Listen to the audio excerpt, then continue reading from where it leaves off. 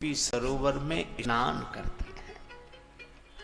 और सरस्वती माता को जब विश्राम रामचरितमानस सरोवर में स्नान करने से मिलता है, तो सरस्वती माता द्वारा प्रदत्त बुद्धि को भी विश्राम तब मिलता है जब वह रामचरितमानस रूपी मान सरोवर में स्नान करती है। भवरोग ग्रसे जनमानस को,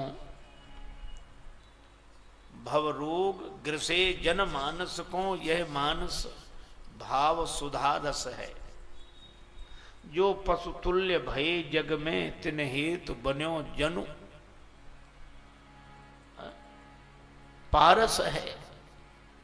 और मुझे यही लगता है कि तुलसीदास जी की कविता तुलसी दल के समान हम सबको धन्य करने वाली है। तो ऐसे तो चित्रकूट बहुतों ने देखा होगा, काशी बहुतों ने देखी, प्रयागराज बहुतों ने देखा होगा, लेकिन भक्त की आंखों से देखें। और चित्रकूट को भी हम उसी दृष्टि से देखते हैं जहां दिखाई पड़ता है बेहरत सिय रघुवीर तीर मंदाकिनी के। बेहरत सिय रघुवीर तीर मंदाकिनी के। संग लखन रणधीर तीर मंदाकिनी के। संग लखन रणधीर तीर मंदाकिनी के।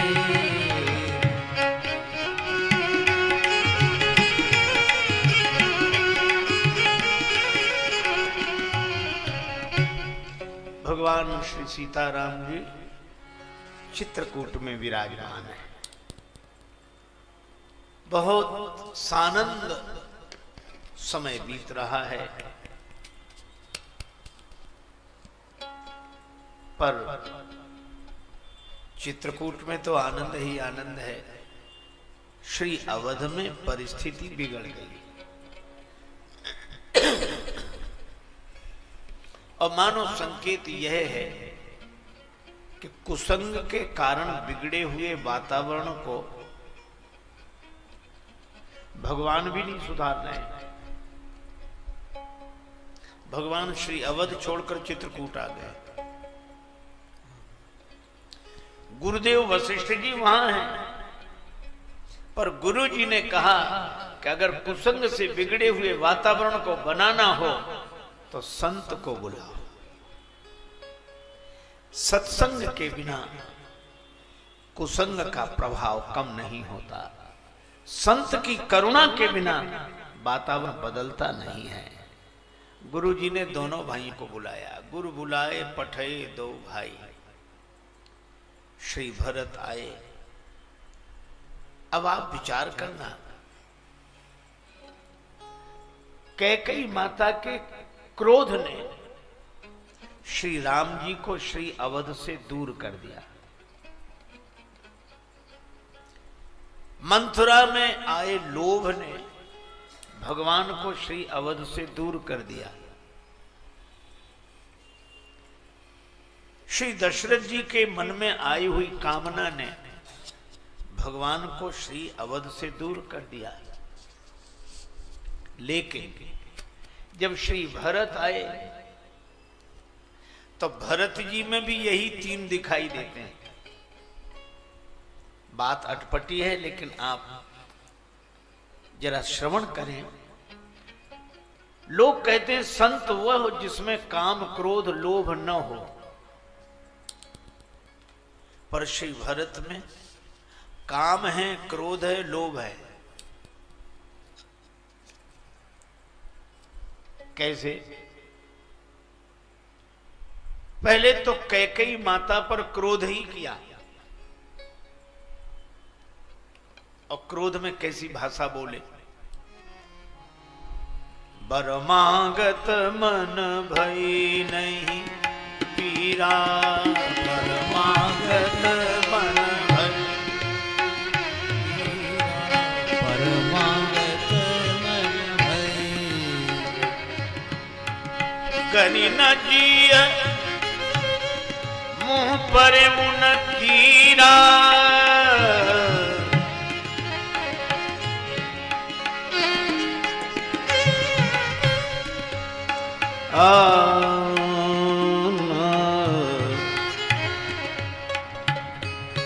परमागत मन भय मन भय मन भय। वरदान मांगते समय मन में पीड़ा नहीं हुई, तुम्हारी जीभ गलकर नहीं गिर गई, मुंह में कीड़े नहीं पड़ गए। इन दुर्वचनों का प्रयोग श्री भरत जी ने किया। इसका अर्थ है कि क्रोध तो है, लेकिन मैं आपसे निवेदन करूं कि क्रोध अगर संत के जीवन में है तो संत का क्रोध भी व्यक्ति को भगवान से जोड़ देता है। कैकेयी माता को राम जी से मिलाने वाला तो श्री भरत जी का क्रोध ही है। सामान्य जन का क्रोध व्यक्ति को भगवान से दूर कर देता है, पर संत का क्रोध भी व्यक्ति को भगवान से मिला देता है। यही विकारों का रूपांतरण है। रोटी आटे की बनती है, पर आटे से पेट नहीं भरता, पेट तो रोटी से ही भरता है। इसी तरह जिसने क्रोध के आटे को भगवान से मिलन की रोटी बना ली हो, यही क्रोध का रूपांतरण है। संत के जीवन में आया हुआ क्रोध भी व्यक्ति को भगवान से मिला देता है। लेकिन क्रोध तो अग्नि है। आग घर जलाने के लिए नहीं होती, घर चलाने के लिए होती है। चूल्हे में आग नहीं जलेगी, रोटी नहीं बनेगी, रोटी नहीं बनेगी तो घर चलेगा कैसे?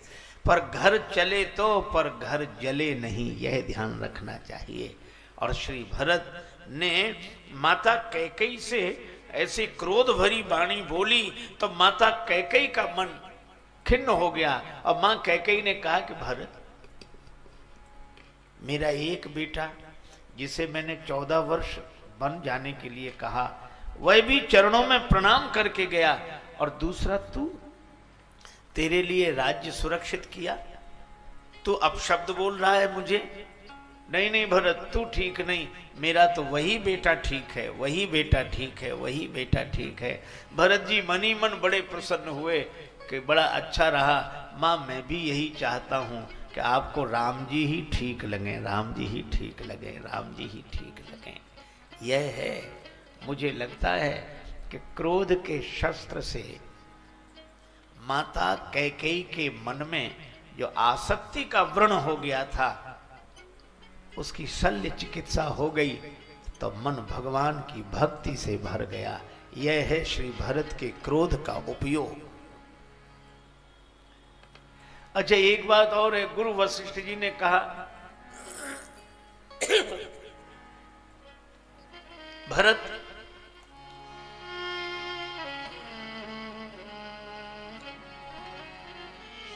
राय राज पद तुम कहाँ दीना, राय राज पद तुम कहाँ दीना, राय राज पद तुम कहाँ दीना, राय राज पद तुम कहाँ दीना, पिता बचन फुर चाहिए कीना, पिता बचन फुर चाहिए कीना।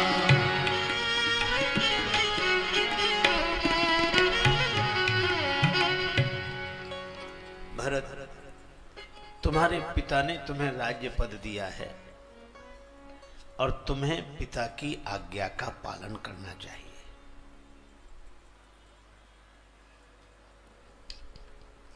श्री भरत जी ने सुना, गुरुदेव कह रहे, माताएं भी कहती हैं, पूत पथ्य गुरु आयसु आहाई। परिजन मंत्री भी कहते हैं कीजिए गुरु आयसु अवश्य कहाई सचिव कर जोरी। पर सबकी बात श्री भरत जी ने सुनी, लेकिन अपने से बड़ों की बात का अगर विरोध न करना हो तो उसका भी उपाय है। विरोध करना हो तो उपाय है। आप ऐसे सोचें, किसी के घर आया मेहमान,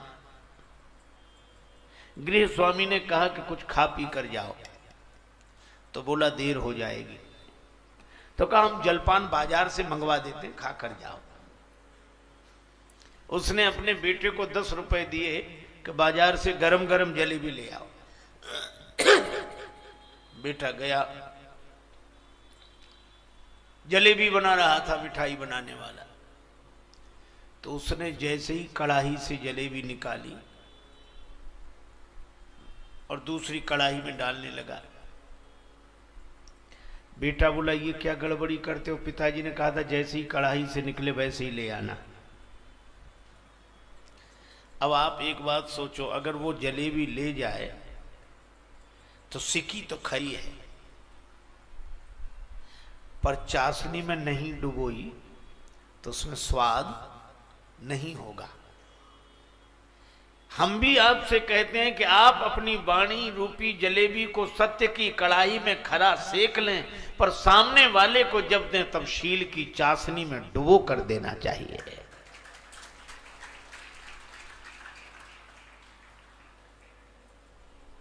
ऐसा तो नहीं कि कहता तो हो भले की लेकिन बुरी तरह। इसीलिए श्री भरत जी ने गुरुजनों की बात सुनी और यही कहा कि आप उचित शिक्षा दे रहे हैं, जिसका आचरण करने से मेरा भला होगा। यह सुनकर सब प्रसन्न हो गए। लेकिन श्री भरत जी उसके बाद कहते हैं कि मेरी विनती सुन लीजिए। देखे बिनु रघुनाथ पद जिए के जरन न जाए। मुझे यह पद नहीं चाहिए। गुरुजी बोले पद नहीं चाहिए? हाँ गुरुदेव। क्या तुम पद के त्यागी हो? नहीं गुरुजी, मैं तो पद का लोभी हूं। तो लोभी व्यक्ति तो पद नहीं छोड़ता, त्यागी लोग पद छोड़ते हैं। तुम अयोध्या के पद का त्याग क्यों कर रहे? श्री भरत जी ने कहा गुरुजी, कभी कभी लोभी आदमी भी पद छोड़ देता है। कब का किसी लोभी को बड़ा पद मिल जाए तो छोटा पद छोड़ देता है। मान लो आज किसी को 2000 का नोट दिखाया जाए और उसके पास 100 रुपए हों और कोई कहे कि 2000 का नोट मिलेगा, ये 100 रुपए गिराओ, तो तुरंत गिरा देगा कि नहीं? तो 100 रुपए का त्यागी है कि 2000 के नोट का लोभी है? और त्याग भी लोभ के कारण है। तो कभी कभी लोभी आदमी भी पद छोड़ता है। गुरुजी ने कहा कि अयोध्या के राज्य पद से भी कोई बड़ा पद है? भरत जी बोले हाँ गुरुदेव है। कौन सा? का देखे बिनु रघुनाथ पद जिए के जरन न जाए। राम जी के पद कमल हैं 2 और अयोध्या का राज्य पद है 1। गुरुजी जिसे 2-2 पद मिल रहे हों, वो एक पद के चक्कर में काहे को पड़ेगा? अब आप देखो, यह लोभ ही है। छोटा पद नहीं चाहिए, बड़ा पद चाहिए। एक महात्मा के पास एक सज्जन गए, महाराज आप बड़े त्यागी हो, आप बड़े त्यागी हो, आप बड़े त्यागी हो, आपसे बड़ा कोई त्यागी नहीं। महात्मा बार बार मना करे कि रहने दे भैया, राम राम कर, सीता राम कर। नहीं नहीं, आप बड़े त्यागी। तो जब महात्मा परेशान हो गए तो महात्मा ने उसी के सामने हाथ जोड़े, सिर झुकाया, बोले हम त्यागी, तुम महात्यागी, तुमसे बड़ा त्यागी तो कोई है ही नहीं। अब वो कहे हम कैसे त्यागी, महात्मा बोले तो हम कैसे त्यागी? का आपने परमात्मा के लिए जगत छोड़ दिया। महात्मा बोले तो कीमती परमात्मा की जगत, का कीमती तो परमात्मा है। तो का परमात्मा के लिए, कीमती परमात्मा के लिए हमने जगत छोड़ दिया तो हम त्यागी, लेकिन धन्य हो तुमने तो जगत के लिए परमात्मा को ही छोड़ दिया तो तुम महात्यागी, तुमसे बड़ा त्यागी और कौन हो? इसलिए भैया लोभ तो भगवान का है। भरत जी ये नहीं कहते कि हम भगवान के चरण कमल चाहते हैं, हम त्यागी हैं, हमें संसार से कोई लेना देना नहीं है और हम त्यागी हैं, हमको तो केवल भगवान के चरण चाहिए। नहीं, भरत जी की शैली देखो, वो कहते मैं लोभी हूं इसलिए भगवान के चरणों को चाहता हूं। चरण कमल देखे बिनु रघुनाथ पद जिय के जरनी न जाए, ये लोभ। गुरु जी ने सोचा थोड़ी परीक्षा ले लें। गुरु जी बोले भरत अगर तुम सिंहासन पर न बैठो, हम तुम्हें जबरदस्ती बिठाएं तो बैठोगे नहीं? भरत जी बोले गुरु जी बैठना पड़ेगा। अच्छा, गुरु आज्ञा करी ऐसी, बैठना पड़ेगा, लेकिन एक बात तय है, मोहि राज हठ देहु जबहि रसा रसातल जाई है तबहि। मुझे जबरदस्ती जिस दिन आप सिंहासन पर बिठा देंगे, ये पृथ्वी रसातल को चली जाएगी। यह है श्री भरत। गुरु जी ने कहा कि भरत कैसी बात करते हो, इस पृथ्वी पर हिरण्याक्ष हिरण्यकश्यप का राज्य रहा, पृथ्वी रसातल को नहीं गई। रावण कुंभकर्ण का राज्य है, पृथ्वी रसातल को नहीं गई। और तुम्हारे जैसा महात्मा सिंहासन पर बैठ जाएगा तो पृथ्वी रसातल को चली जाएगी। यह बात हमें तो समझ में नहीं आती।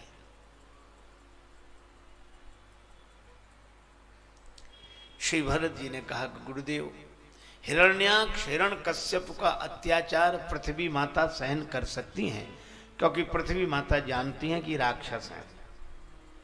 रावण कुंभकर्ण का अत्याचार पृथ्वी माता सहन कर लेती हैं, क्योंकि वे जानती हैं कि राक्षस हैं। लेकिन गुरुदेव यह तो बताओ, हिरण्याक्ष हिरण्यकश्यप और रावण कुंभकर्ण का काम अगर राम का भाई करने लगे तो पृथ्वी भरोसा किस पर करेगी? वह तो रसातल को चली ही जाएगी। रसा रसातल जाई ही तबहि। गुरु जी गदगद हो गए यह बात सुनकर। लेकिन भरत, फिर इसमें मेरी आज्ञा का पालन तो नहीं हुआ। मैं तो तुम्हें पद देना चाहता था श्री अवध में, तब मेरी आज्ञा का पालन तो नहीं हुआ। भरत जी ने कहा गुरुदेव आपकी ही आज्ञा का पालन है। कहा कैसे?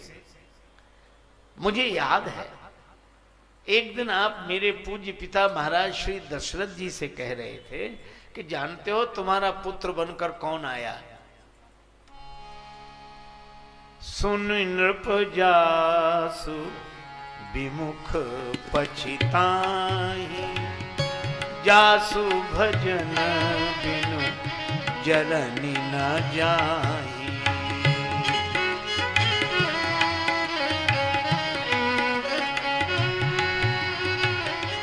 जासु भजन बिनु जननी न जाहि।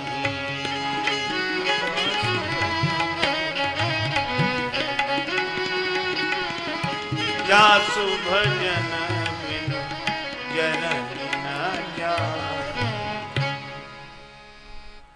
आपने कहा था राजन तुम्हारा पुत्र बनकर वह आया है जिसके विमुख होने से पछताना पड़ता है और जिनके भजन के बिना हृदय की जलन मिटती नहीं है। भयउ तुम्हारा तनय सोई स्वामी, वही तुम्हारा पुत्र है। तो गुरुदेव आपने ही कहा था कि भगवान के भजन के बिना जलन ही नहीं जाएगी।